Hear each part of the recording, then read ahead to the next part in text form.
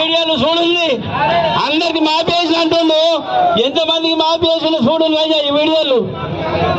అమ్మ మేడం మీరు కొన్ని ఉంటుంది, ఎంతమందికి మాపేయాలి చూడు. అందరికి మాపేసిన, మొత్తం మందికి మాపేసిన చెప్తున్నావు. ఆయనే మన చుట్టాం కాదు కానీ వాళ్ళు హరీశ్రావు అంటే ముక్కు మోసుకొని మోసిన దుంకాలట. నువ్వు చేసిన పెద్ద ఘనకార్యమని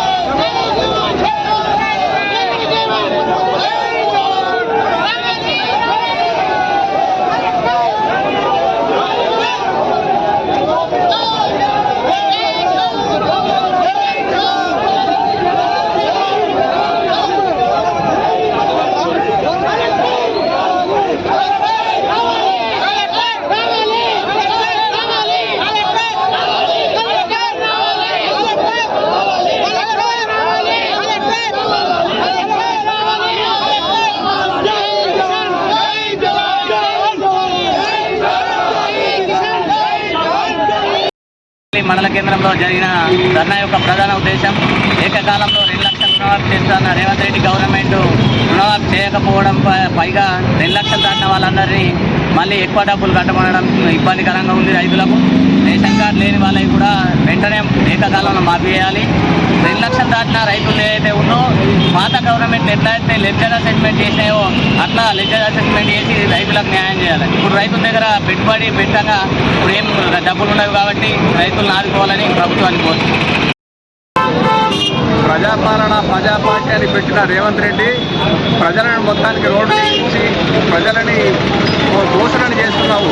నేడు నువ్వు 2 లక్షల రుణమాఫీ చేస్తానని చెప్పి 1,50,000 వరకు మాఫీ చేసి మిగిలిన చేతులు చూసుకోవాలని చూస్తున్నావు.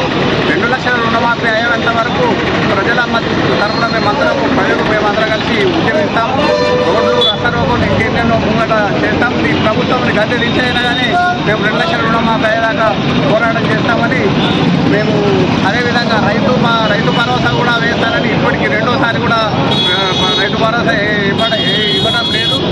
అది కూడా వెంటనే అది కూడా రిలీజ్ చేయాలని మేము ప్రభుత్వాన్ని కోరుకుంటున్నాం.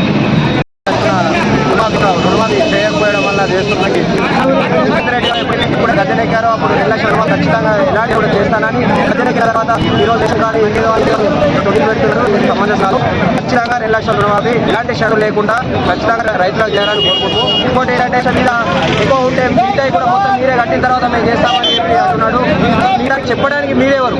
మీరు ఇక్కడ ఉంటే ఇస్తానని ఇచ్చండి అంటే ఆ 2 లక్షలు మీరు ఇంకా 4 లక్షలు 5 ఉంటాయి. మీకోసం మేము 3 లక్షలు తెచ్చి 3 లక్షలు కట్టిన తర్వాత ఎప్పుడు ఇస్తారో దాని కూడా మేము ఇలాంటి పనులు అనేది కాదు.